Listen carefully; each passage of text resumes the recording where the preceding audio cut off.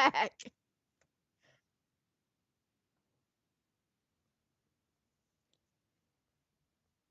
And good evening, ladies and gentlemen. I see that we've got 7 people waiting for the show to start. I hope every last one of you are having a fantastic evening. And ILS, yes, get some of that caramel scotch flavored apple juice as soon as you get the chance. You can't go wrong with that.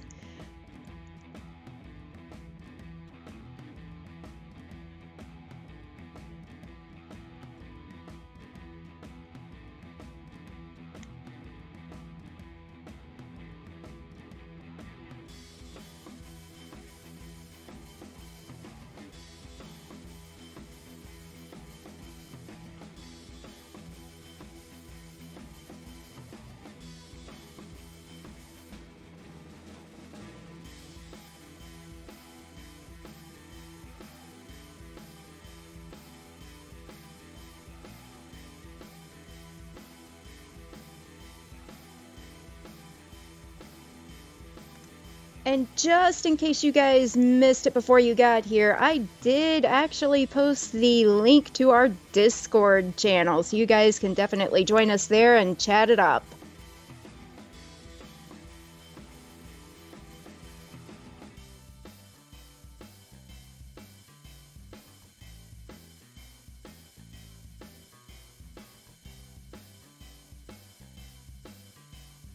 Oh, okay, and what's with the thumbs down already? We haven't even started yet. Are you guys just sick of hearing me talk already? I mean, I'm not the main one talking either, so that's sad.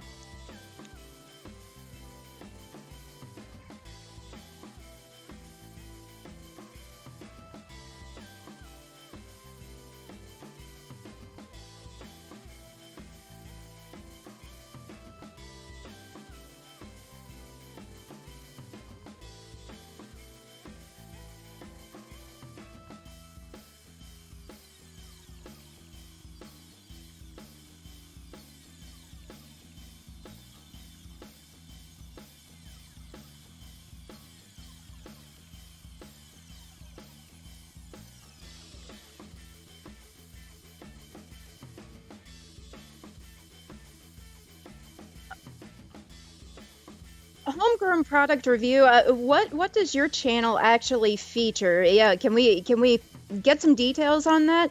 Definitely shoot me an email at bella@thepodcasts.com and fill us in on that. And hi, Alice. Yeah, thank you. I'm feeling the love.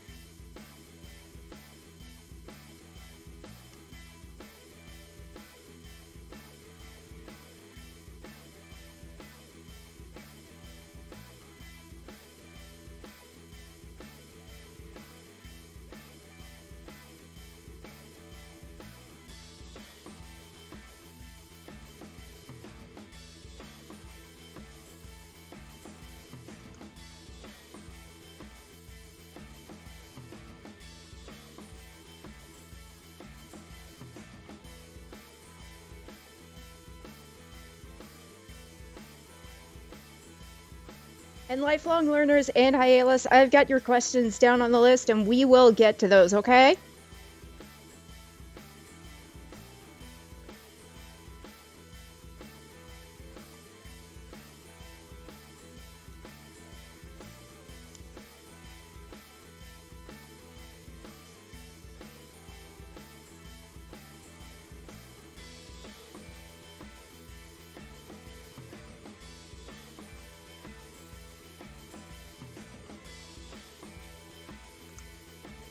All right, okay. So I'm also getting told that I need to tell a joke just until we get the show started.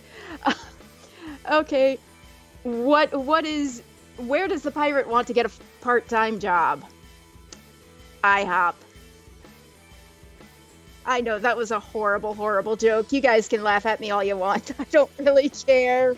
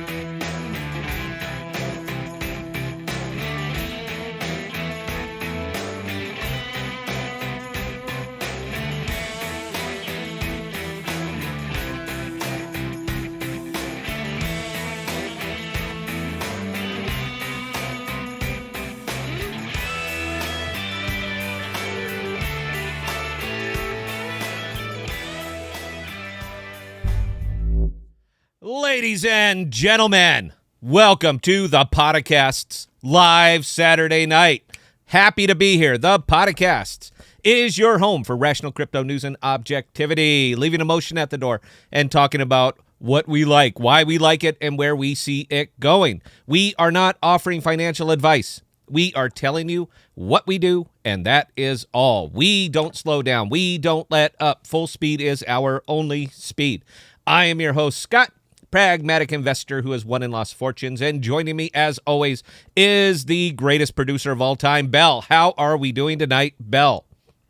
Oh, I'm a little bit embarrassed of being put on the spot with that horrible, horrible joke. I don't care what anybody says out there. That's a funny joke. It's not mine. That's a funny joke. But I saw Papa tuned in with Arby's. That's even better. Look, we have a tendency to talk about what others are not talking about and bringing the focus onto use case cryptos because, as we know, these are what drive the market and bring innovation to a world that desperately needs it. The status quo is no longer acceptable, and it's time for a technological revolution. Welcome to crypto, and welcome to the Podocasts. And before I really start, hammering my monologue in, is the volume better, guys? Can you hear me clearly? Do I need to adjust anything? Something need to be moved? You tell me, and I promise you I will do it. We were all of our set. We're ideal. I have my audio is just ran to hell and gone trying to make a webcast show into a radio show. So Voicemeeter Banana, virtual aux cables, using Ableton as my DAW. I'm saying we got a lot going on. So it was perfectly aligned for the Sterling mic, but not so much for the Shure. So if it's good, give me a thumbs up. If you need it louder, I can make it louder. And if I'm just absolutely blowing you out right now, let me know because I can tune it down a little bit too. So, Belle, I have been constrained lately. I'm just letting you know that now because this night, there will almost certainly be some, there's going to be some rants. I love the structured show. I do. It's a hoot, and I think it lends us an air of professionalism. But if I don't let the tiger out of the cage from time to time, I'm going to end up old and bitter as opposed to just old. Plus, I'm doing this for the folks who use us as a podcast. This is noble work we are doing here, and I want to make everyone happy and want to hear some, I like to hear that, testify. I like to hear that from the audience. I go on and on about being unemotional when it comes to your money. But you know what? If you don't love it, a little bit, just a bit, you're not going to have it for long. There will always be people who are just lining up to take it from you. And sadly, a lot of these people come to you with the ultimate offers of wealth for no work, even in the crypto sphere. Shiba, Richie, Bonfire, Safe Moon, Pink Panda. For God's sakes, Pink Panda. And what is that one? The Save the Earth coin. That was some of the worst tokenomics I think I've ever seen on a coin. But you know what? They're still there. These guys will just absolutely inundate you with crap stories, crap tokenomics, and then beat you over the head with social media pressure, as if hearing it from someone famous that they like something, that you must like it too. This isn't fashion, all right? This is your money. And if you don't respect the time and effort it took you to earn it, it won't respect you either, and it will walk away. So, yeah, emotionless in your decisions. And that includes falling for some of this crap. We have an enlightened audience. There is no way you guys should be dipping your toe into that thing.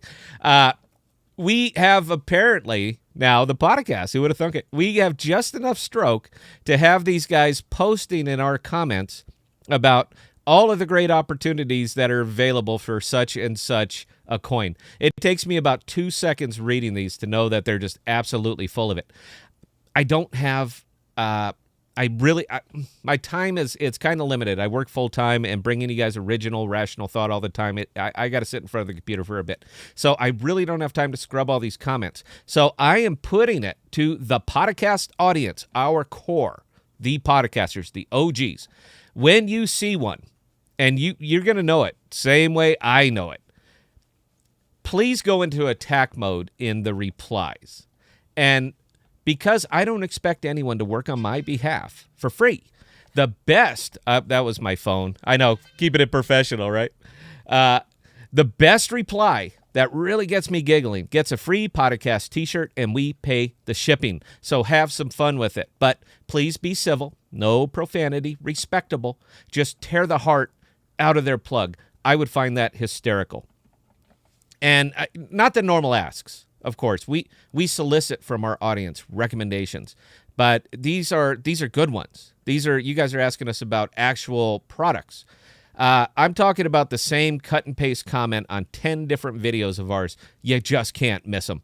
Best reply to one gets read live on the show, credited to you, and you get a t-shirt. So if you are one that happens to look through the comments, you know what, guys, have some fun with it. So let's get back to talking about your money, because I care about it. I care about your money.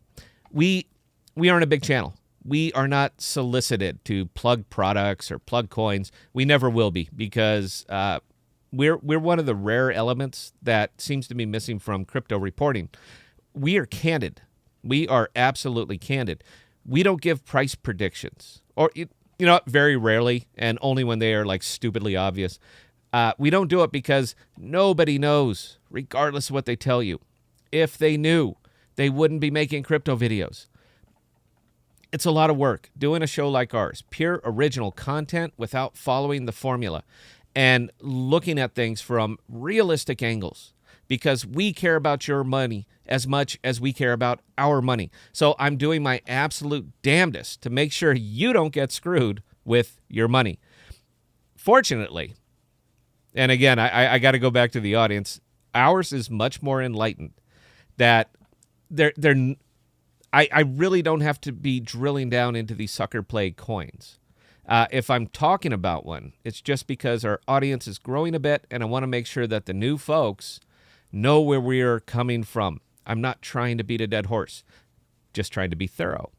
But I love your money every bit as much as you love your money. So we are only ever going to give you our honest opinion about anything you ask us, good or bad. You will get our honest thoughts on it. I'm not telling you how to act. I'm not telling you how to spend your money, man. I don't do that. Have I ever done that? You guys have been with us for a while. Have I ever told you need to invest in this right now? No, I tell you that I am. That's it.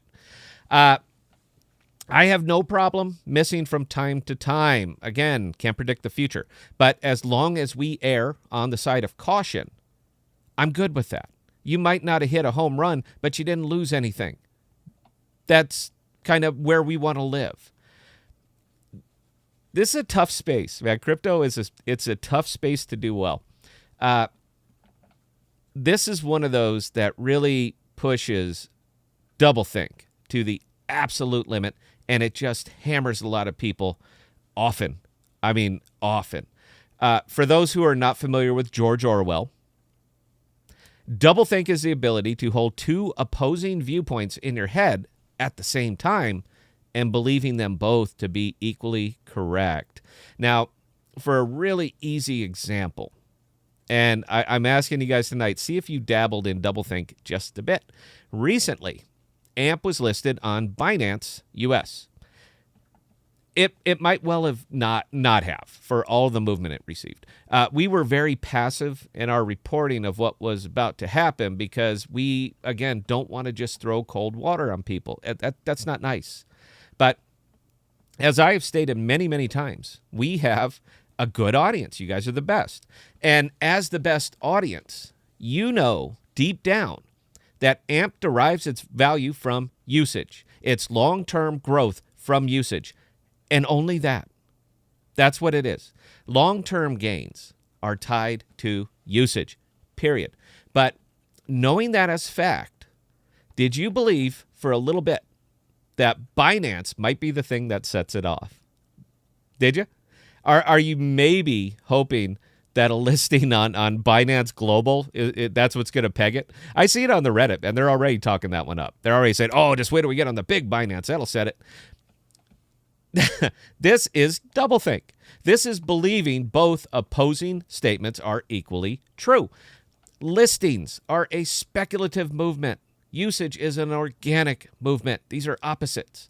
But do you believe that both are possible. That's why I love this space so much, because it absolutely destroys rationality from time to time, and it spreads that hopium just far and wide. It is glorious. There's a reason that I'm doing this. There's a reason that we're in this, because I love human nature, man. I love to see experiences on that. I love to read the stories of what went right and what went wrong, and I love the context that they give with this. This is why it went right, and this is why it went wrong. And I have more damn fun. If I was going to do another show, that would be the show that I would do. It's just taking apart these just gushings and tell them, look, I know this is what you think went wrong. That's not what went wrong. All right, your very premise was flawed in trying to come back and justify a bad hypothesis. I would have a ball with that. But oh, by the way, guys, this is my very first rant of the evening, and I'm sure I don't know how many people are watching. I never look, but I'm sure I've already angered somebody. But you know what? Hey, Saturday, and this is the Scott Unchained show. And this is what you're in for tonight. Philosophy and pragmatism. This is my wheelhouse. This brings out the passion in me. This is how I connect with the very, very small portion of our audience. Does internet porn know you're cheating on it? Ronald, can't thank you enough, man. This is how I connect with the very, very small portion of my audience that also happens to be pragmatists, that are digging down in, that want to know. This is the only way I can connect with you, man. Aside from that, I'm just telling you what you already know. But there is a very small portion of us that just likes it, that enjoys cold water. You silly person, you. I'm not judging. Not judging you, man. You got to know yourself, and I applaud that. So look, guys, we're taking questions tonight. Of course, this is what we do, and it's well-established precedents for us. But if my answers tonight are a bit more harsh or glorious than normal, just keep in mind this is my own personal purge. I have got to get this out of me from time to time. Starting a week from tonight, we are turning into a much more traditional crypto show, structured segments, guests, phones, all of that. So this is my last chance to really let my hair down. I don't have any. You guys have seen me without the hat. I shave my head. If you guys like the Scott Unchained, we could save these for the occasional Saturday, and when we only really get the diehards that are watching. But I love this. If you don't know, if you can't tell that I'm overly animated, it's because I love this. This is my opportunity to really get it. So, Belle, what do you got on your mind tonight? And you know what? How about this? We've never done this. Sam Sheffield, thank you, man. I can't thank you enough for this. We've never done this. To the punch there. You know what? I'm not going to do it anymore. You call it out. Do your job, Belle. So, you know what? I am going to do what we have never done. I will answer one question from you, Belle, directly that you haven't asked me before, and I will give you a candid answer live right now. This is what we do when we're offline, guys, by the way. So I thought it would be fun if you guys want to see what we do when we're not here. This is what we do. So, Belle, what you got? Ooh, tough one. It is. Anything. Hit me. We were kind of having a discussion.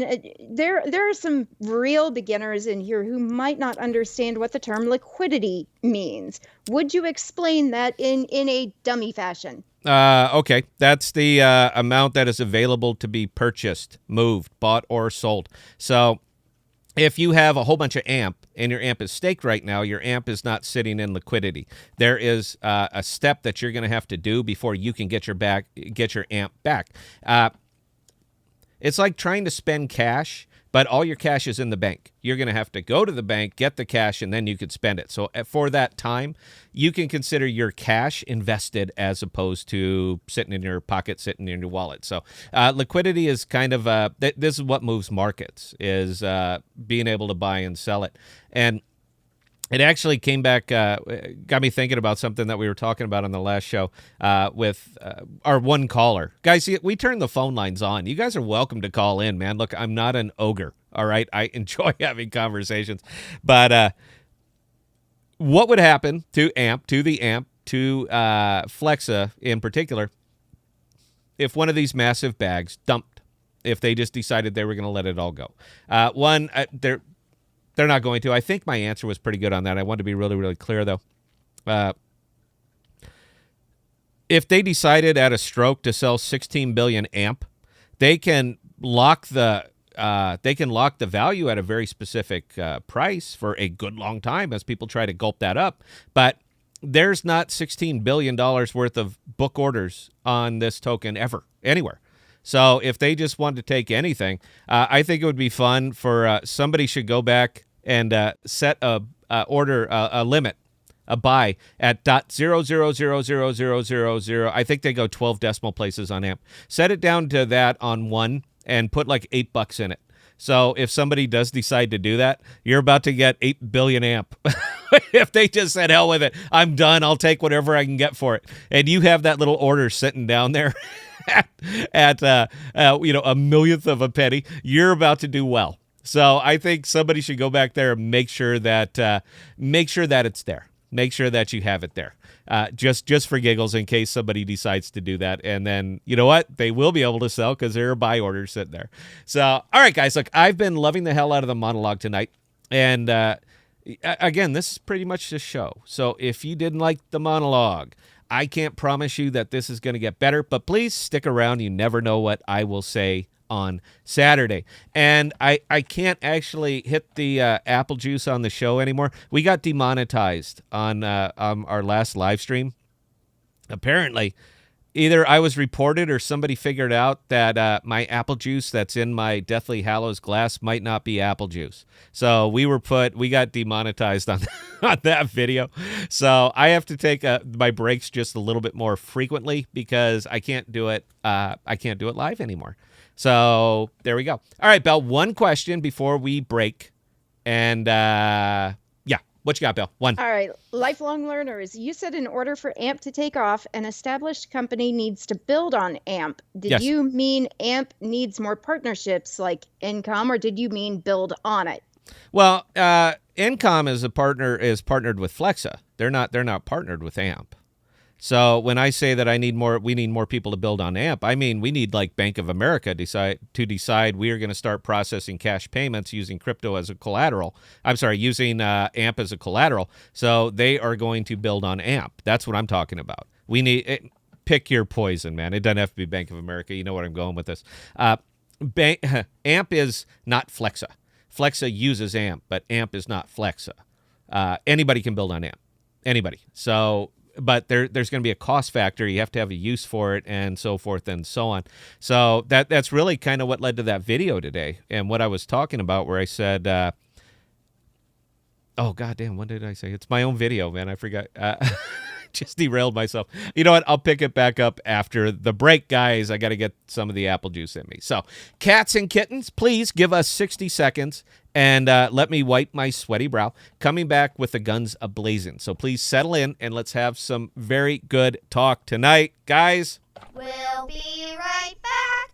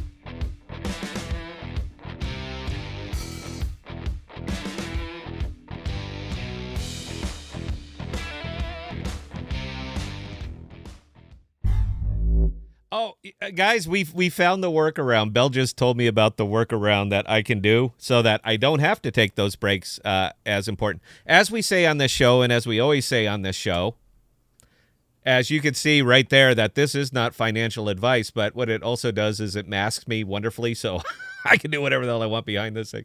All right, Belle, you know what? I was about to go on a Star Wars rant, only because it's Saturday, and I can do what I want. So I was talking to somebody. One sec. Oh, Belle, give me a question. Talk while I All right. do this. So Hi, Alice. I'm curious about Orchid. How many do I need to stake for them to pay for my VPN? Well, Orchid, man, is you don't actually have to stake. Orchid is it's a free, it's an open product, man. You can download, or how about I show you? Orchid is it's just an open VPN, or not open. It's a VPN. You can download this thing straight off like the apps or off the App Store. So once you actually have your Orchid up, you can see right down there. That's how much I actually have in there. Now, I pay with Orchid. You can pay with cash. Doesn't matter. Doesn't matter. You can pay with either. So you don't have to stake or anything like that to use Orchid. Now, if you want to fully utilize your Orchid, I strongly recommend that you stake it. And if you go to their website, it's real clear, their staking model, man. It's nice and simple. But if you come up and you hit the little button and you wait for it and you wait for it and you wait for it, doesn't take that long. Did I even hit it? Yeah. I have a bad signal down here, so give me just a second. I'm trying to show off Orchid, and it's not connecting right now. Oh, no, I'm sorry. It is connected. So, yeah, it's like any other VPN. It's like any other commercially available VPN, whether you're talking NordVPN, whether you're talking ExpressVPN, it doesn't really matter. You download it, and you give them money. And then once you hit the button, then it looks like this, and now you're sitting behind. You are as private as you can possibly be right here. I mean, if you want to pop on Orchid and you're one of those that really likes very, very kind of disturbing porn, I'm not judging. You do you, bro. But if you're one of those that are literally ashamed of your own web searches, get Orchid. They don't even ask your name. They don't care. They don't even ask your name when you sign up. Doesn't matter to them. It is a product. And you can pay for that usage of that product. You can use Orchid or you can pay cash. They take either. It's a legacy world-facing product. I just happen to really, really love it. I happen to use it. You see it on my phone. I'm not pitching something. It's indifferent to me if you buy the crypto. I recommend that you use the product. See, I can do that because that doesn't cost you much. And you only pay for what you use. So if you there's no monthly fee, there's none of that stuff. So you only, you pay for what you use. All right, Belle, give me another one because I have to remind everybody right this very second that this is not financial advice. We've had multiple people ask for our opinions on ETC, and I think we should go ahead and address that because I've already seen 3 mentions to that in chat tonight. Well, you did some. You were taking care of this one, do you, or should I take care of this one? I think team effort here. I think team effort. Okay. Now, guys, what you have to understand, and I've got both. Okay, ETC is just another fork of Ethereum. They operate on very, very similar platforms. They're both. ETC just kind of stands to the original business model versus anything more recent. That's the biggest difference between the two, and ETC is cheaper. Yeah, it's a fork. That's what it is. This is how I think that they were originally trying to do this to break up the congestion. So you have Ethereum, you have Ethereum Classic. Yeah. They're both the same structure though, as far as their proof of. So you know what, you're gonna do well with either. You're not gonna, as the market does better. Of course, Ethereum does better. Ethereum Classic does better. It's a fork, man. That's what it is. If you were to put a gun to my head and say you have to pick one, I'm sorry, man. I'm still gonna land on Cardano. I think Cardano is the future. Love Ethereum. It's as blue chip can get. I love Ethereum, but Cardano's just better. It's better. The Cardano, in my opinion, Cardano is better. I own more Cardano than I own Ethereum, so I'm going to leave it right there. But please remember, this is not financial advice. But we did promise you an ETC review. You know what? If you like Ethereum, you're going to like Ethereum Classic. If you believe in Ethereum, you're going to believe in Ethereum Classic. It's a fork. I wish there was more to it, but there just isn't, man. It's a fork. So I want to give a better answer, but that is my truth. That's it. So, okay. Look, we got to go ahead. And Sam Sheffield, thank you so much. And I promise you, your question is on the list. We will get to that. Okay. You know what? Actually, I see it right here. That's a good thing. Man, you ain't got to pay us to ask our opinion. If you're doing it to support the show, man, I can't thank you enough. I pay a bunch for this. So can you give your value analysis opinion on how AMP's price can be affected by transactional usage? With how, for example, Visa's average transactions are around 100 million per hour. And we kind of blew this one up. I did a really deep video on this. So, and this is kind of how AMP works. And this is not conjecture on my part. This is straight from their white paper. I'm a white paper kind of guy. So if they wrote it, I tend to believe them.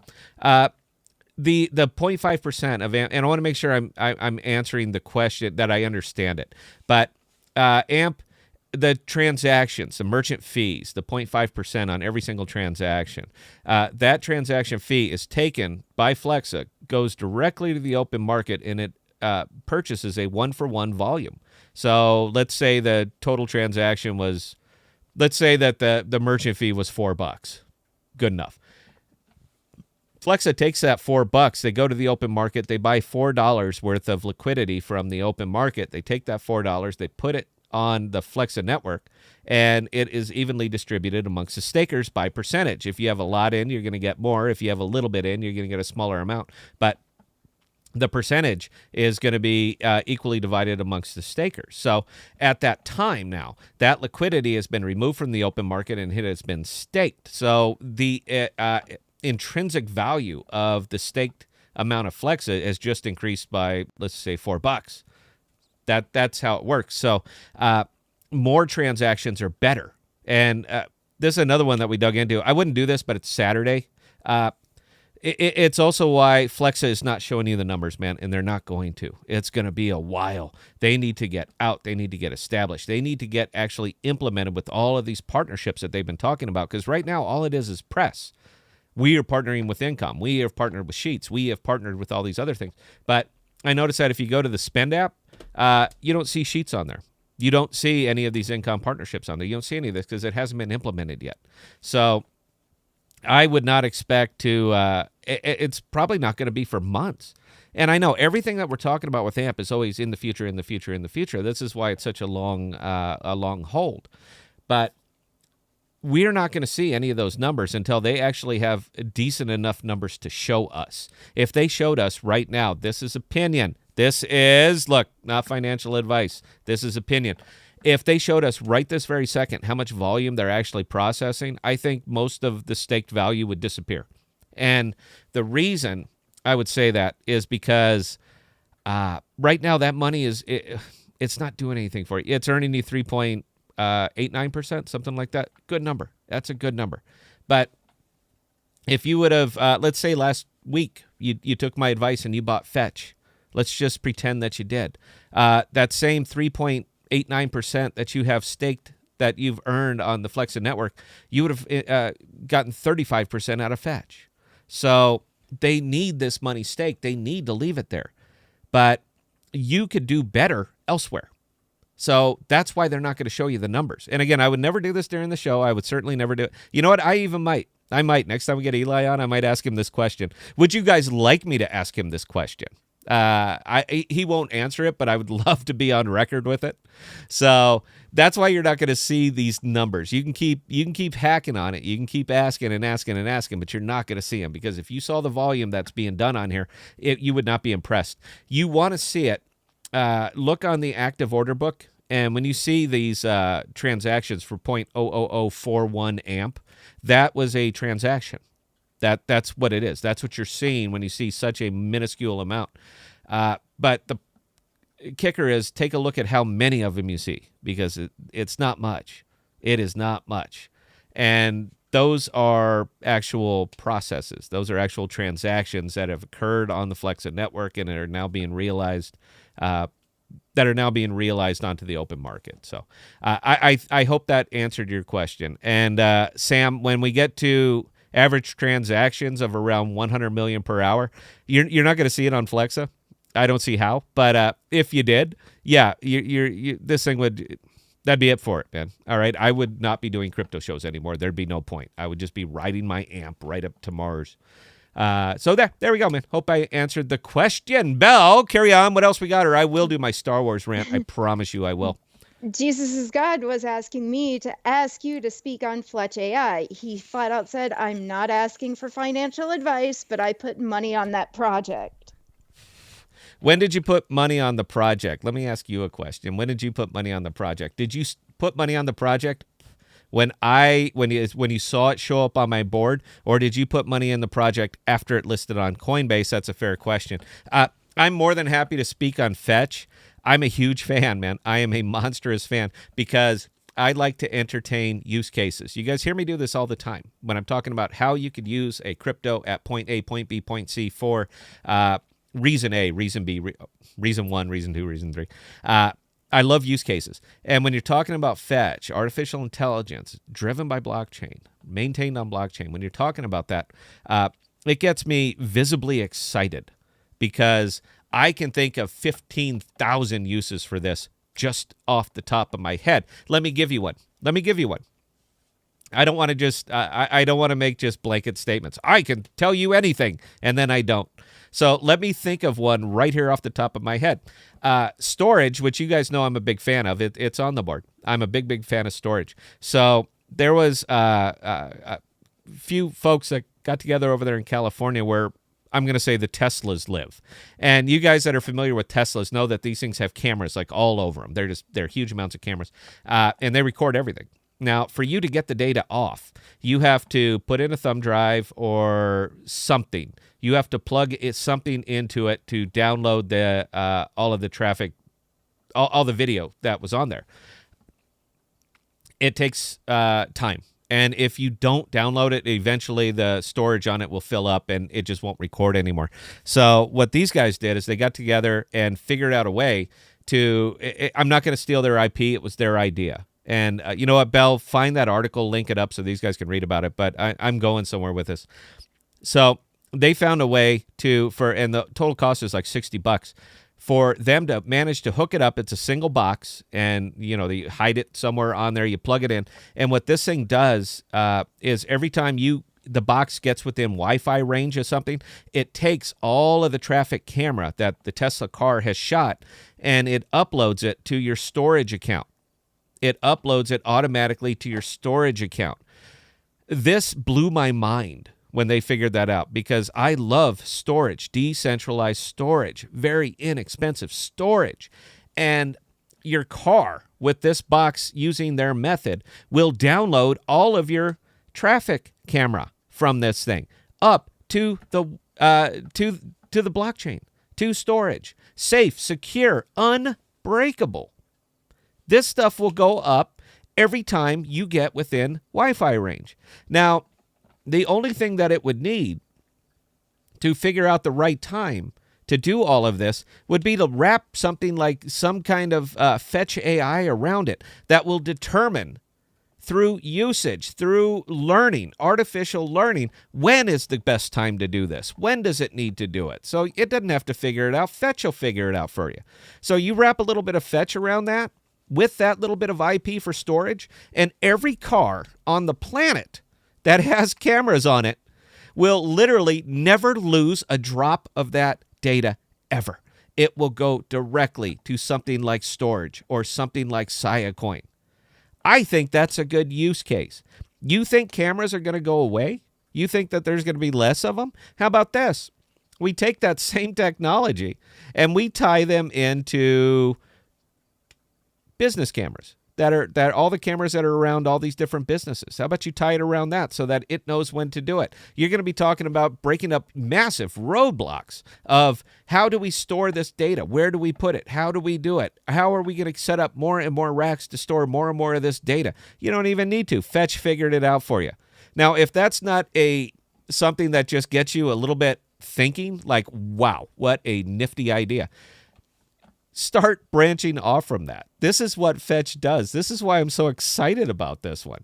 It hasn't even begun to see the use cases that it will, because this is one of those tokens that if you can dream it, Fetch can do it. I'm a big fan. I'm not telling you, look, here you go. Look, say it, not financial advice. I'm not telling you to invest in it. I'm telling you that I do. And we are just seeing the beginning of some of the nifty stuff that this can do. I wanted to give you a practical example, something real world that you can feel right now. So I would ask, is there a camera on your car anywhere? Is any of your data stored on your car anywhere? $60, those two things, and you never, ever have to worry about it. It will just take care of that for you. And it's not like it's sending it to a specific place. Anybody can just audit this and get this information. No, it's going to storage where nobody can audit it, ever. If they don't have literally your seed phrase, the same seed phrase that backs up your crypto wallet, not the same seed phrase, the similar manner of you need these words in this order. If you don't have that, you can't get the data. In fact, storage can't even get the data. There's a reason that it's up on that board, man. That is the future, and I'm a big fan of the future. Okay, so I hope I answered that question, and I hope I'm not... Am I getting out of hand here, Belle, or what? No, people seem to be enjoying what you're saying. Okay, well, then carry on, please. Lifelong learners asking the random question of the night: would you rather be able to fly at 10 miles per hour or run at 50 miles per hour? You know, that's a good question, man. We used to play the superhero game. Me and my friends, we're kind. I don't have a lot of friends. I don't know if you can tell. I imagine I am pretty intolerable most of the time, so I don't have a lot of really close associates. But we used to play the superhero game. And you know what? Let's play it right here with the audience. It's Saturday night. Let's have some fun. You can have one superpower, only one, whatever it is. But I get to put the caveat on it. So if your superpower is the gift of flight, that's great. But you can only fly as fast as a normal person can walk. That's the caveat. So we had more fun making up superpowers and just me throwing cold water on them. That's great. You want to be able to set things on fire? Okay, let me find a way to mess that up. You can set things on fire, but it only lasts for a millisecond. So suddenly, oh, wow, I'm warm. And then that's it. And you can only do it once a day. So we just had fun tearing them up. I'm a big fan of hindsight. That's what I want. I want the gift of hindsight. I want to be able to tell you how something went wrong. I would love that one. I could make a whole show around that. The welcome to the podcast. You're home for hindsight. That's the one that I like. That wasn't actually my superpower. My superpower was I want a tail. I want a prehensile tail. I don't want to be discolored or furry or anything like that. I just want a tail that can hold a gun. And that's it. I would be Tail Gunner. That's my alter ego. My superhero alter ego is I'm Tail Gunner. Yeah, original. All right, Belle, carry on. All right, so DJ Flex is actually playing this game with us and says mind control. Mind control. Okay. That you want the gift of mind control. All right, you have the gift of mind control, but it only works on insects and it only works on one at a time. There you go. So you have the gift of mind control from the podcast. Congratulations. So you can make one fly bash itself into the wall. I guess that's great. You wouldn't need fly swatters anymore. But yeah, you don't get to control armies of them, only one at a time. See, I granted your wish. So, Belle, carry on, please. All right. Eat all your fish is playing too. He says, any caveats to invisibility? Invisibility. No, you can be invisible, but only for 2 seconds at a time. So you're kind of like strobing through. There's your caveat. You can turn your invisible, but only for 2 seconds at a time. Now, there you go. 2 seconds. So 2 seconds on, 2 seconds off. You're just strobing your way through the bank to go and rob it. I'm not even sure how that would be, how you could time that. But yeah, you can turn invisible. Yeah, you bet. 2 seconds at a time. All right. This is what you get on Saturday night, guys. By the way, I'm having a ball. I know there's no way we're keeping people tonight, but I'm having a ball. All right, give me a crypto question, Belle. All right, so Wood69, can you tell us something about Anker? I can tell you a lot about Anker. What do you? I need some specifics, man. What do you want to know about it? So, do you want me to plug it? We've done some videos on them. They got some looks. They got some looks. I'm not really. I'm not sure if I made my point good enough on Anker, where I consider Anker. Anker is one of these that is absolutely the future. the crypto market hasn't really gotten to the point yet where it needs the massive storage capacity, and we're talking hot storage, not cold storage, but where it hasn't really hit the point where it needs the type of infrastructure that something like a Hulu needs or something that a Netflix needs. It hasn't quite gotten there yet. Now, it's going to. As it grows, it's going to. Infrastructure is what makes this work. And if you're not in the field, if you're not in power quality, power distribution, if you're not in that field, you don't see these things. I'm not patting myself on the back, but I'm in there every day.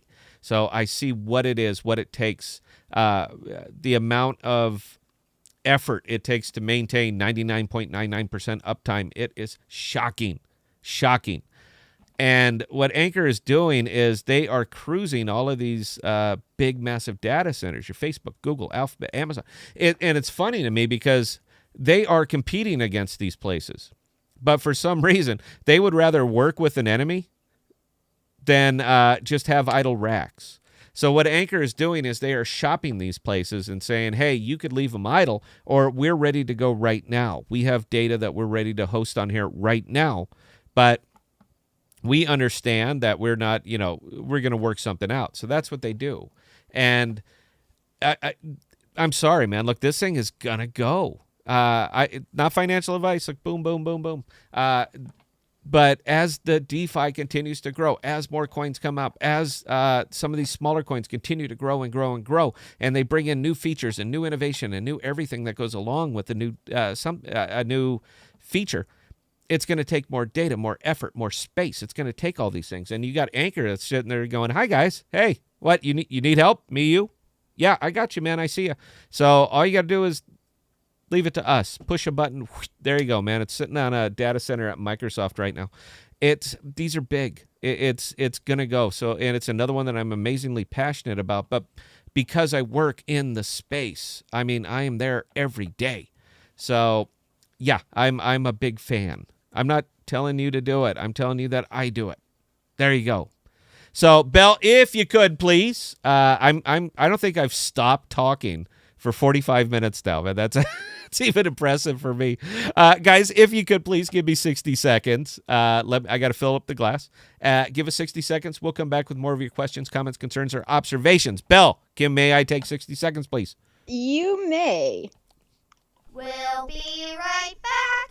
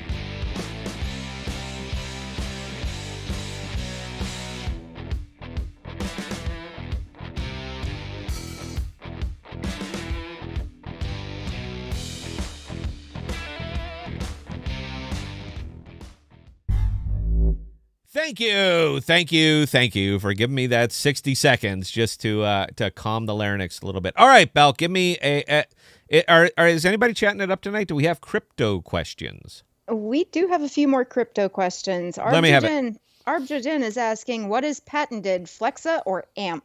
Flexa. Flexa is the patent on Flexa. Specifically, the patent on Flexa, and I literally started reading. I didn't read the whole patent, guys. I'm going to tell you that right off the bat, man. That thing is like 900 pages of lawyerese, and I mean, it's tough, man. I need to shoot hopium into myself to try to get through something like that. But the specific patent pending is for Flexa is using AMP as a collateralization for a crypto purchase to process crypto transactions. That is the specificity of it. So to say that nobody else can process crypto transactions because Flexa has a patent on it is just wildly incorrect. Their patent specifically is the method that they use to process crypto transactions. That is that is it on for that patent. But no, I mean there is no patent on AMP. AMP is like patenting Ethereum, saying because we are fuel for the DeFi that nobody else can be at. That's incorrect. That is the specific of that particular patent. So, all right, Belle, what else you got? Sherry Lewis, what is the potential market cap for AMP in the next 5 years or so? Ooh, price prediction. You guys always get me up with price predictions. I spent some time talking about this one, and I think this will carry on more caveats off from the answer I gave to lifelong learners. It depends. It really does. And this is not, I'm not dodging it. I'm not trying to hedge my bet here, but it really depends on somebody else building on AMP. And that's right. That's what I was talking about in my video today. So originally, I thought I took up that AMP is proof of concept for Flexa, and I did some videos on that a couple months ago, and I believe that. At the time, once I read it, I said, "I'll be damned, this is proof of concept. Look how good this is." And then Flexa was just going to take off all over the place. But then, more when we talked to Flexa, and I saw some of their focus, meaning the North American focus, staying in crypto spends, not trying to be a traditional pay rail. I disagreed with some of that a little bit. So I was wondering, and I was entertaining it. And I think it was Andre was the one who put me on this. Is Flexa actually a proof of concept for AMP? And I'm starting to lean more that way. It's not saying Flexa won't be successful, but they won't be as successful as they could be. Just my opinion. If they branched out. Now, if they are doing this, everything that they're doing to prove that AMP works, that AMP functions as intended, as written, as according to the white paper. If Flexa's intention is to do that, then they will absolutely get more entities building on AMP. Now, when more entities build on AMP, they are going to have to they're going to have to lock up AMP for their own personal use. So when they get that AMP, that is purchased straight from Liquidity. So it goes from Liquidity. It's now effectively a staked value for 7-Eleven. They're doing crypto now. And they're processing all their fiat transactions, but they're doing it over the AMP. So at that time, because that much liquidity just suddenly disappeared and is staked, meaning it has an intrinsic value now, that is what makes your coin go from 7 cents to 14 cents. That is what does it, because now it is it's being used in more and more places. So even your AMP that's staked on Flexa is still going to maintain its own value, the value of AMP whole. So somebody else takes it, locks it up. They take $1 billion out. They lock up $1 billion worth of value. The intrinsic value of AMP is now effectively doubled. This is what blows it out. Not listings, not Binance, not any. That does nothing. It's speculative. But locked value of somebody building on AMP, that's what makes it go.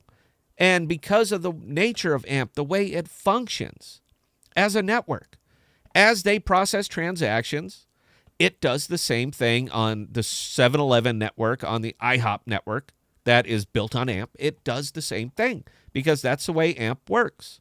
The white paper that you read on AMP, that's not the Flexa white paper. It's the AMP white paper. It says this is how AMP works. So the bigger volume traders or bigger volume processors that are building on AMP, that's what blows it out. That's what I'm hoping for. So I'm starting to lean a lot more. Opinion editorial here. You got to pin my ears back, but I think I'm right here. Flexa is proving to the world that AMP works. And when they continue to grow it, they roll it out, they put it in front of more merchants via Sheets, via Incom, via all the other recent partnerships. Then they're showing all these other legacy entities that this is a better way. This is the right way. Look how well it works. We have numbers. Look at here. Zero fraud, fast, safe, cheap. You should build on this. And they will. So that is why I have so much of it. This is why I have it. This is why I have it staked. This is why I have all this. Because I believe that somebody else is going to be building on AMP. They just need to prove the concept. Flexa is proving the concept. I'm not wrong here. I don't believe I am. If I was, I'd certainly die. You know what? we're the AMP channel, so if I absolutely screwed the pooch on this one, I probably wouldn't say that. I don't want to lose subs. All right, Belle, carry on. What you got? Arbjogen is next, asking, isn't AMP open source? Yep. Yes, it is. Next question, please. Tom Trilio, what's your thoughts on NKN? You know what? I've been hitting a lot of other coins right now, man. I'm sorry, tokens. I've been trying to keep up with everybody. I didn't get looking into NKN just yet. I'm familiar with it, of course. I want to give you a better answer, man. So I don't want to. I don't want to cut your time short. But Belle, please make a note. You are top of the list when we come back on Tuesday. All right, I promised you on that one. So, do we have anything else, or am I about to go on a Star Wars rant? We've got one more from Jude Abler. Guys, you know you have here. I'll answer anything right now, man. It's Saturday night. I'm loosey goosey, so if you have some of these oddball ones, now's a real good night to ask, because I promise you're going to get an answer out of me. I'm sorry, Belle. And the more fun, the more random and fun. Take lifelong learner as example. The more random, the more fun they are, and the longer he can go on about them. I really can. All right, what do you got, Belle? All right, Jude Abler, Dollar Farm and its relation to Dollar YFI. I'm not familiar with either of those. I'm sorry. I have no familiarity with either of those. Belle, have you heard of Dollar Farm? Yeah, every time I say I don't have an answer, you dump it right on me. You're diming me out. You do research too. Have you? Do you know anything about these ones? I don't. I honestly can't say I know anything about them, but we'll dig into those for you. Know you're cheating on okay, you know what? Put it on there. That's another one for the top of the list. Right now, I think our next one that we're probably kicking out is going to be on Vet. We've been getting asked a lot about Vet. Bert, we put him loose on it, and Bert's our call screener, guys. By the way, I don't know if he's watching tonight. Bert's having some problems with the tokenomics on that one. And so I promised him that I was going to deep dive it, because that's what we want to give you, is those deep dive ones. And I'm not going to speculate on any of that. I'm going to read the white paper, and I'm going to tell you about it. So it's the same reason that I couldn't give you a good answer. I did give you my answer on ICP, by the way. They kept pegging me on that one, Internet Computer Protocol. I did give you my answer on that one, and it's sketchy. All right, if you're an ICP person, I think you can do better. I'm not telling you to buy. I'm not telling you to sell. I'm saying I think you can do better. I couldn't even understand their damn white paper, and I'm an educated man. So if I'm looking at it and I simply cannot understand, I'm not the smartest guy on the planet, but I'm, you know what? I can understand the written language. So if I can't understand what you're writing, maybe it ain't me. Maybe it ain't me. So that was one of those sketchy ones. Yeah, that was it. All right, Belle, we got anything else, or are we all out of questions? And Doge of Amp was asking how long till Amp reaches $10 prediction. Guys, we have to realize he doesn't do price predictions, but best guess on that one's coming. See, both of my previous answers, man. It depends when people build on this stuff, all right? When Ethereum came out, it was 2 cents. It was 2 cents when Ethereum came out way back in 2014, 2015. And it was effectively free. Take it. We don't need it, because we're not using it. There's no usage, tons of liquidity. Please buy, please buy. AMP is you gotta make the associations, man. AMP is Ethereum. AMP is Cardano. AMP is State of Fuel. AMP is these things. It's not a value unto itself. It is a value through usage. It's a highway. Now, it's a toll road, but that's the rub with this one. So if you're comparing it to anything that is not in the same market, or if you're comparing it to anything that is not also a fuel, it's a bad comparison. You can't compare AMP to, I'm trying to think of something else. You can't compare AMP to Orchid. All right? They're different animals. They are radically different animals. Orchid goes up as more people use Orchid, period. Now, AMP sort of does, but it goes up as more entities use AMP. As more entities use AMP. So it's a token, and it has that the same similarities as a token, but it is on its own network. So another VPN can't come up and build on Orchid. They're not going to let them because that's a direct competitor. Anybody can build on AMP because they're not direct competitors. As long as they are not processing crypto transactions and using AMP as a collateral, because only Flexa can do that. But if they are using AMP in a different manner than processing crypto transactions, they're free to do it. It is open source. Anybody can build on it. Anybody. They can do that. So when you're making comparisons of AMP to anything else, you have to keep it in at least the same sport. You know, you can't compare football and baseball. They're different sports. So that's it. And that's why I realistically can't give you a price prediction. I just can't. There's too much unknown right now. Now, it's easy to do that kind of channel. It's real easy to do that. It's cheap theater. It's going to $38. It's going there in 3 months. Just wait. But it'll only go there if you watch my video and all other videos within the next 3 months. Because if you miss one, that's why it didn't happen. Did you watch that video? You didn't watch it? That's why it didn't go to $38. So not only did it not go to $38, but Jesus is God. It's your fault because you missed the video. It's real easy to make a channel like that. All right, it is. It's almost like faith healers. You know why it didn't work? Because you didn't believe. You didn't believe. I'm telling you that, yes, I can do that. So here on this channel, AMP's going to $38 in December, but you have to believe. You have to believe it. So if it doesn't, it's your fault because you didn't believe, man. I would love to do a channel like that, Bell. We should do that, man. I'll put on like a Guy Fawkes mask, and I would have a ball. I would have it. It's pure infotainment, but I would have an absolute ball doing something like that. So, Bell, why don't you look into that for us? All right. Do we got any more questions, or what? Oh, we've been getting hammered the last few minutes with questions. Good. Let me have them. Next one, Jesus is God. What companies will benefit the most with working with Fetch AI? Again, man, you're starting to entertain use cases. Something tells me that you just recently bought some Fetch. Something tells me that you joined the artificial intelligence revolution. Yeah, because that's like two questions that you've asked me about that. There's too many use cases. There's too many use cases. Anywhere that you could see an advantage to using artificial intelligence. One of the things that really occurred to me, another one that occurred to me great, is supply chain side infrastructure. That anything doing supply chain management would be absolutely awesome for something like Fetch AI. And I mean, I'm talking like applying something like that to Amazon. You know, they have all of these, what do they call them? Just fulfillment centers all over the place. But they're always going to overstock because they're never sure what needs what and where needs what. What needs where and where needs what. It's always kind of a guess on their part.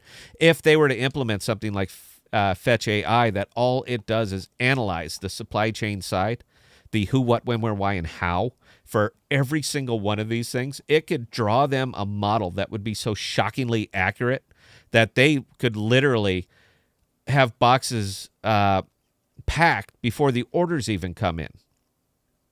Wow, that just occurred to me. How brilliant would that be?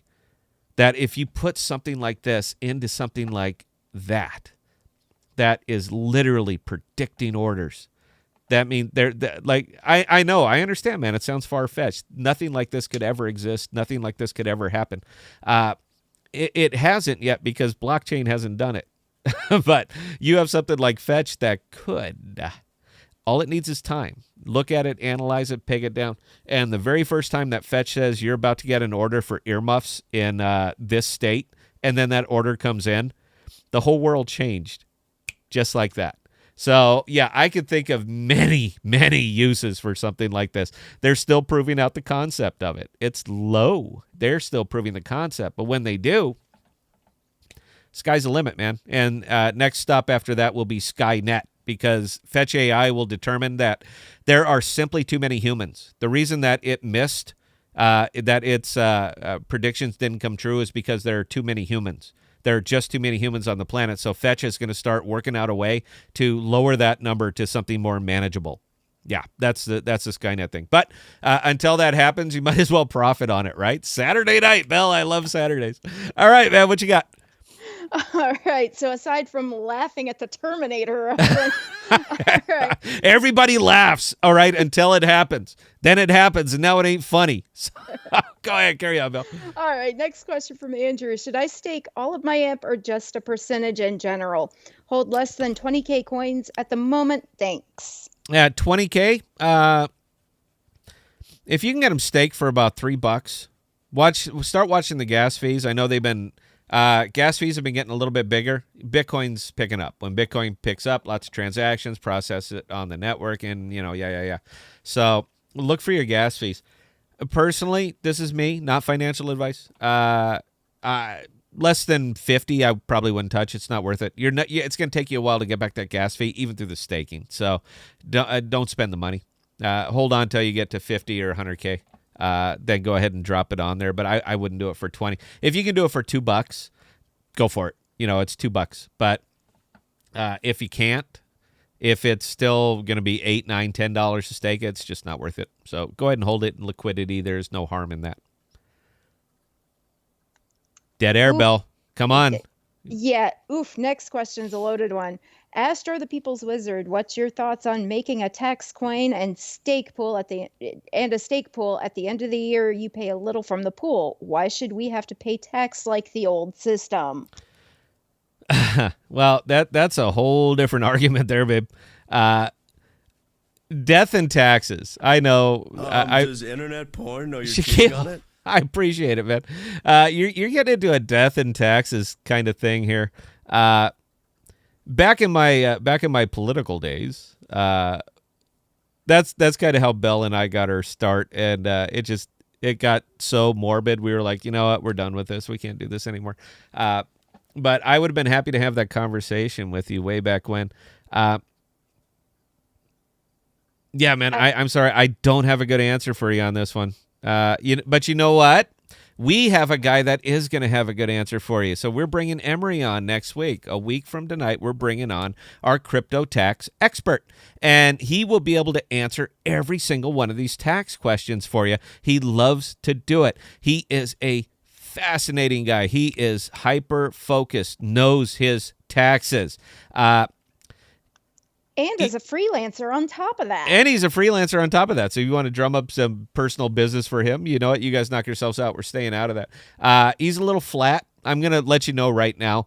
When you're talking to him, you know that you're talking to a tax guy. I'm just putting that out there, man. He's not going to put he's not going to put on a clown wig. He's not that kind of entertaining. But you're not here to be entertained by him. You're here to be informed by him, and he will certainly do that.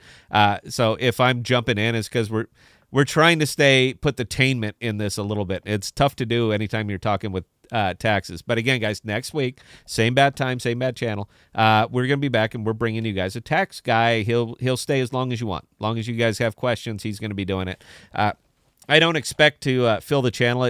Saturday nights are always kind of for us, but that's the only time he has available. So I'd rather bring him on an off time for us so you can get more personal questions from him. And again, this one is the same way, guys. The phone lines are going to be wide open. So if you want to talk to the man directly, the phone lines are open. It's my nickel. So please take advantage of my money. Bell, carry on. D Gully 33, staking on Ruler, is it safe or just stick to staking on Flexa? We've been kicking on a few of these questions lately. We really have. And any other time, a month from now, I would have said put it on Flexa and just walk away. Don't think about it. Come back and check in 5 years. But I have an obligation to our audience to report to you guys fairly and honestly. And yes, we're an AMP channel. All right, this is our thing. So any other time, I would say Flexa. But the more I looked into Ruler, more I looked into Bancor, more I looked into some of these things, you can do better. You can do better. So here's what you have to ask yourself, whether you're staking on Flexa or you're staking on AMP. I'm sorry, whether you're staking on Flexa or you're staking on Ruler or BNT or something like that, this is what you have to ask yourself. Is your stake value right now going to move the needle for Flexa?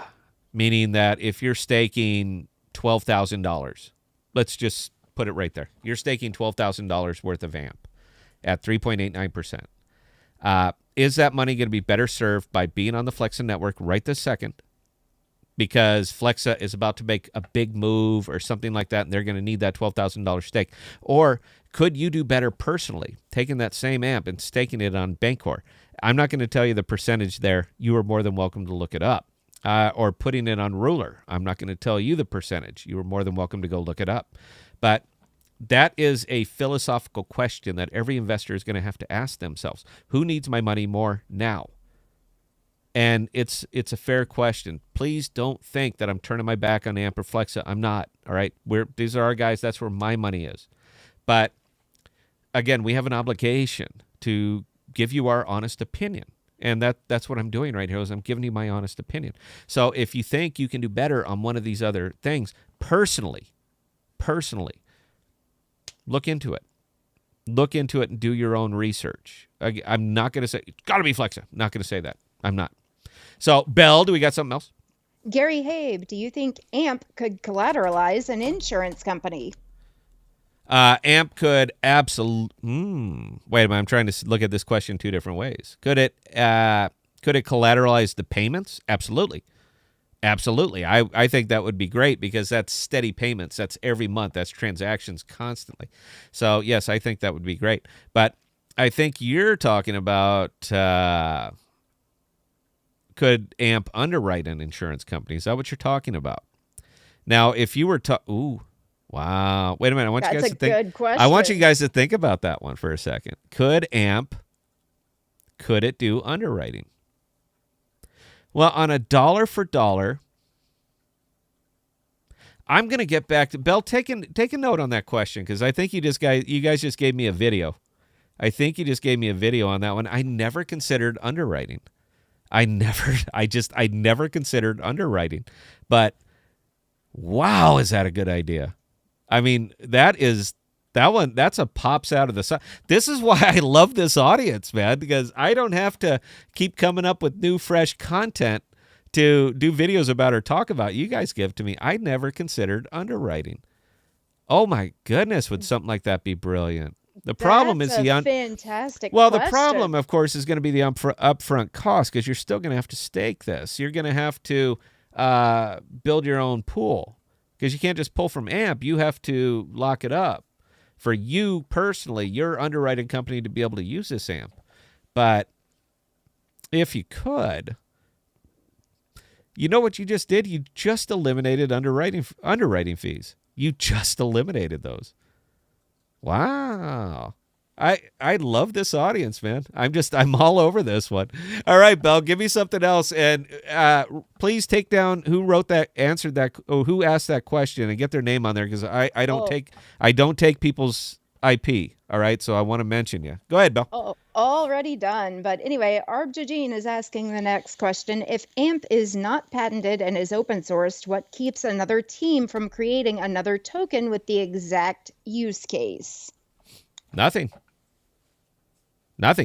There is nobody there is nothing stopping somebody from doing that.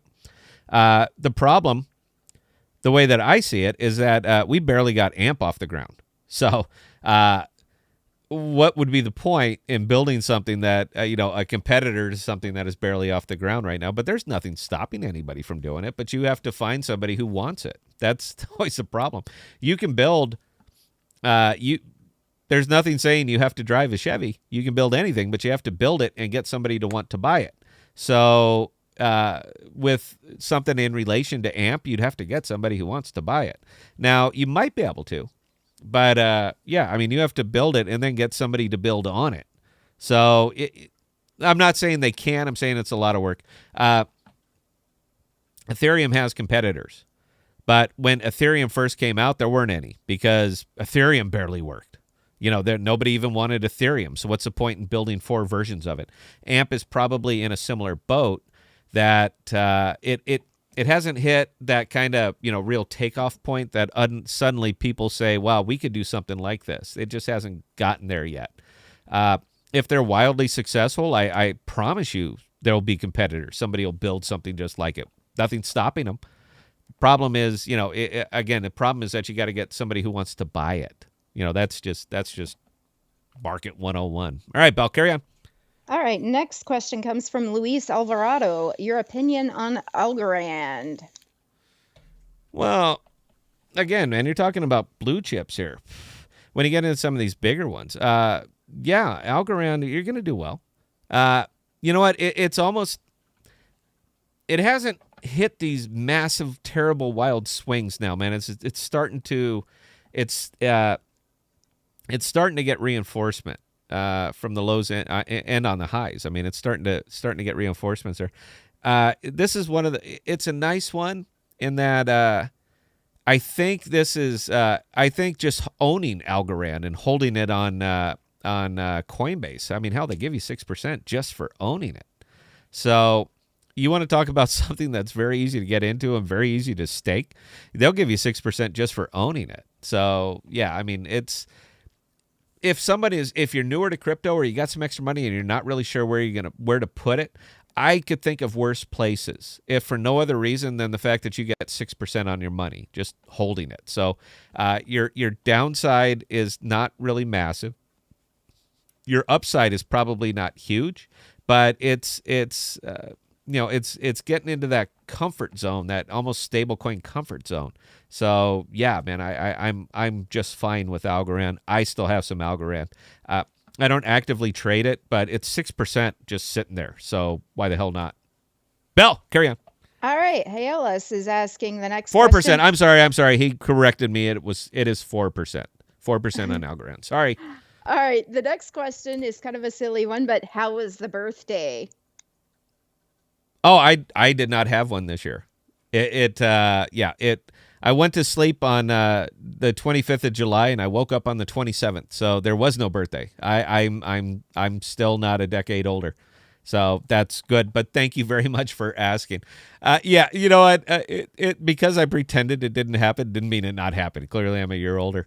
But it was kind of fun because it made everybody that I'm associated with very, very uncomfortable because they texted me or called me with their wishes and I just denied that it was happening. So I like to do that anyway. I like to make people's day a little bit more surreal if possible. And if nothing else, I get to dine on that one for a while. All right, pal. Do we have more questions or are we kind of wrapping this? We have another question, yes, from John Curtis. Is it possible in the distant future for the entire circulating supply to be staked, leaving no market buy orders to pay stakers? Yeah, and we've entertained that too. We even talked about it with Eli a little bit. The only way that would work would be with a real critical assumption that nobody will ever sell. Now, what every market that's ever existed has proven out through the history of mankind, as long as there's been markets, somebody will always sell. There's always going to be some liquidity. I cannot think of a situation where there would be zero liquidity. I mean, hell, people right now, even the people who are in it right now, everybody's got their number just pegged at $1. When it hits $1, I'm going to dump it all. Just going to dump it all when it hits $1. You see that on multiple coins. Any of the really smaller, single-digit coins, everybody pegs it at $1. I mean, hell, even the Shiba maniacs, they peg, well, it gets $1, man. I'm going to sell. Everybody does that. So you would have to assume that nobody ever sells. That's it. That's the only way that would ever work. Now, in a long enough time frame with the way AMP works, would the market itself and the very design of the coin itself mean that all the liquidity is purchased? Yeah, I guess you could. We can entertain that. But, you're talking about massive volumes of transactions, something that I don't even think the inventors envisioned. So could it happen? Yeah, I guess. At that point, it would be a different conversation. But I don't think it's going to be anything that we're going to see. It's not happening next week. So there you go. Inflage14, can Amazon buy out AMP token and make it their own? Sure. Why couldn't they? Now, if you're talking about can they buy the AMP network, Amazon could buy every bit of liquidity that's available on AMP. Sure, they got the money for it. But again, it's going to come around to what advantage. How are you going to use it? What is the point of it? So they're kind of far out questions. And I can't really give you a good answer on it because it's not even something that I've considered. But does somebody like Amazon have the capital to buy every bit of liquidity in AMP? Sure they do. But What are you going to do with it? You could make that same argument for everything. Could they buy out every bit of Ethereum that exists, in Liquidity? Sure, they have the money for it. I understand these things are worth billions. It's $600 billion in Bitcoin. That's not much money for Amazon. You're talking about places that have literally broken the scale. They have more money than they could ever spend. So if they wanted to come in and buy the entirety of the crypto space, buy every bit of liquidity and every coin that exists, yes, they could. But what are they going to do with it? That is really the question. So if you're going to ask that question, you have to have I guess you have to have a reason. What are you going to do with it? So if it was just to buy it to crush it, sure, they could do that. But, to what advantage? That's it. That's all I got on that one, Bill. And that was actually the last question for the moment. Fantastic. All right, guys. Well, we are getting ready to wrap up because I just looked at the time, and we've been going an hour and 15 minutes. We're trying to keep the shows to an hour, but I have such a good time on Saturdays that, it's what I don't want it to end. So, yeah, we can just go on and on. So if that is the end of the questions, ladies and gentlemen, thank you so much for joining us tonight. I am going to go on mute. We're going to let Belle talk us out of here. Thank you very much. We are going to be back on Tuesday. We're going to be back on Thursday and Saturday next week. We're going to try to get a guest for Thursday. If we can get... There's one person that we're working on. If we can get it locked down, we'll announce it on Tuesday. If not, then it'll just, be the regular structure show. And, there you go. Oh, you know what, Bella? It is Saturday. Give away a T-shirt. Find a way to give away a T-shirt. Go for it. Ooh, good. Okay. First person who can tell me the geekiest thing they have ever done in chat gets a free T-shirt. The geekiest thing? Yes. I don't even understand that. What do you mean? Okay, elaborate. Well, if you've ever gone and stood in line for 6 hours to go see Lord of the Rings, that counts. Oh, you want to talk about something like that? I sat in line. This is going to date me, but you know what? We tend to have an older audience too, so I bet they might remember. I stood in line for 7.5 hours to see Return of the Jedi at the Westminster Mall in Phoenix, Arizona. So I waited 7.5 hours in line to see Return of the Jedi. So I guess that counts. I guess that would count as... And Jacob Papa 6, thank you. Oh, my hero, sir. Thank you very much. Yeah, I waited 7.5 hours in line to see Return of the Jedi. But you know what? I don't regret it.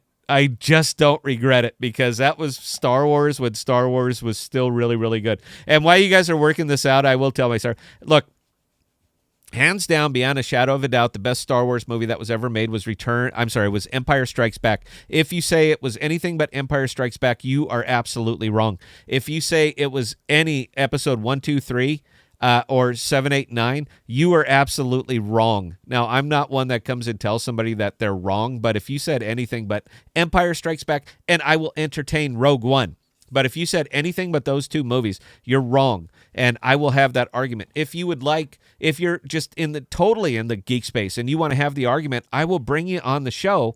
You guys know I can do that. I will bring you on the show and we will have the argument live. We want to be entertaining. I think that would be a very entertaining discussion.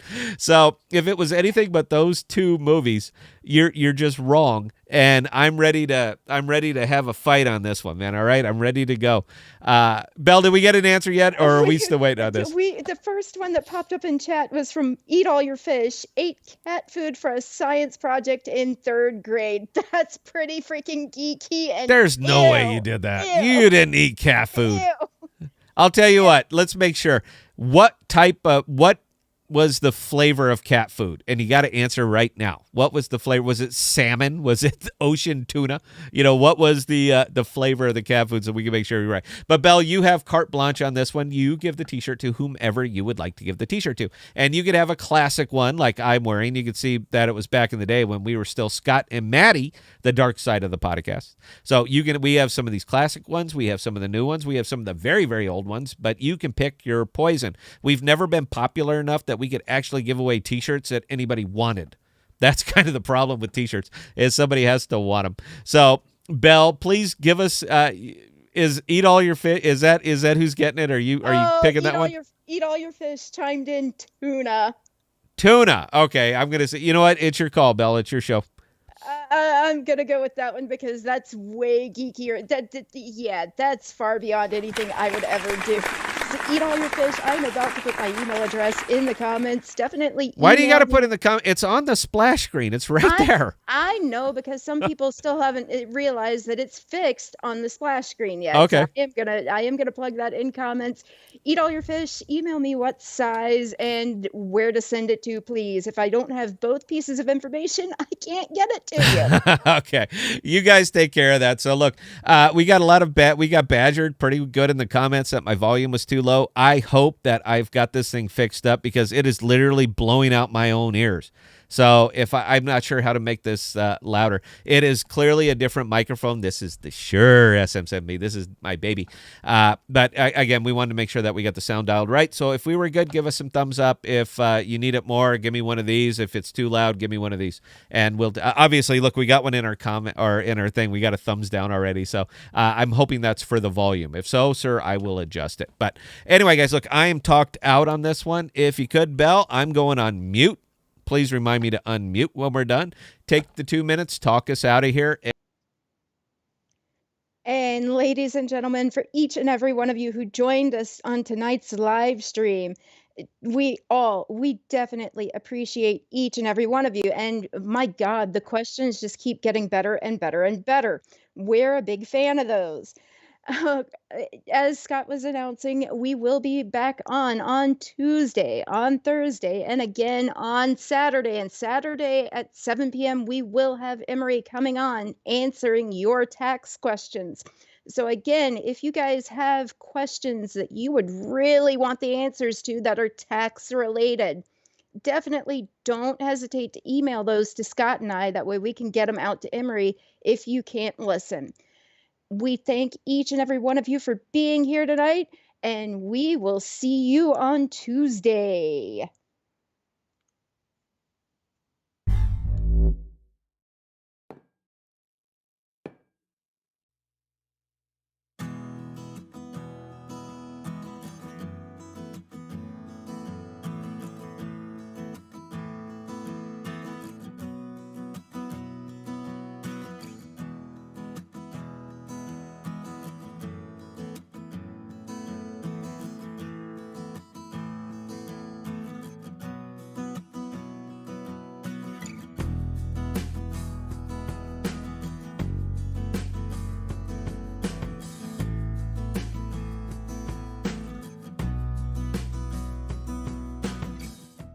We are dropping new videos and podcasts every Sunday, Tuesday, and Thursday. And be sure to look for us on Instagram, Twitter, and Parler at ThePodocasts.